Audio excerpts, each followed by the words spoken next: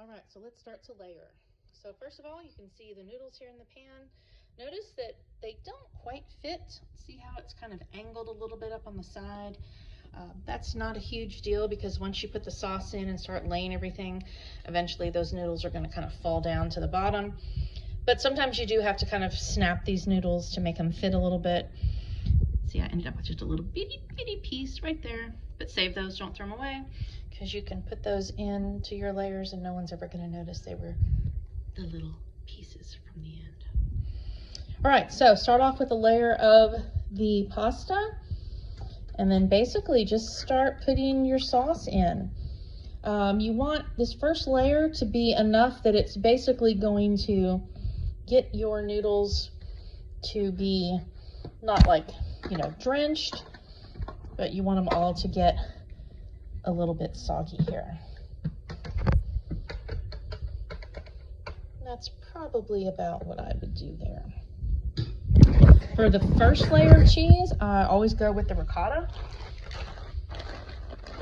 And like I said earlier, basically just take this and kind of do little squiggles across the top. Let's see if I can fix that baggie a little better. No set pattern or anything. Kind of just go with rows.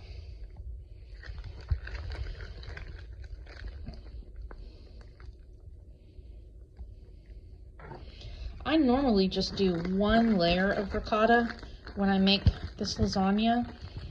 I suppose if you were making like a super thick lasagna, like I've had some before where it was just like 6 or 7 layers of pasta and it just seemed like the lasagna never ended.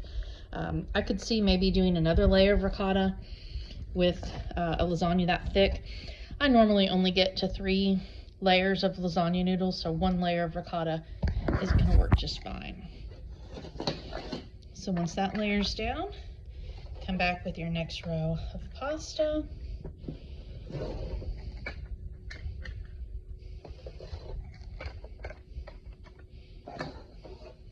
And a little snap. Close enough there. And whoops. And that's your first, I guess, full layer. So at this point, I would just do another layer of the meat sauce, and then this time I would put a layer of mozzarella instead of the ricotta. Now this is going to end up being, like I said, 3 layers, possibly 4, for a pan this deep, and really that's kind of just your own preference. And also, like I said, some people like their lasagna to be more meaty, some like it to be more pasta. So you just have to kind of play around with it, but that's about how much I'm going to put in a layer.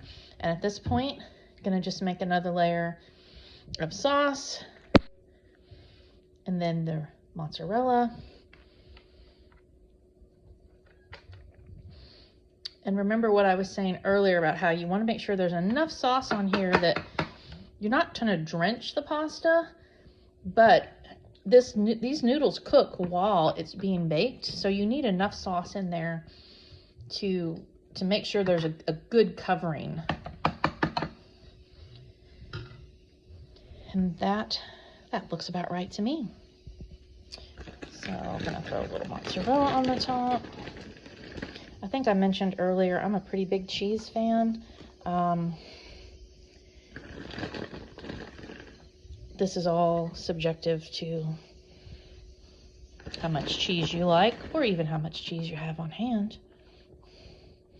But considering the ricotta's in there too, I usually can cut back a little bit on the middle layer of the mozzarella.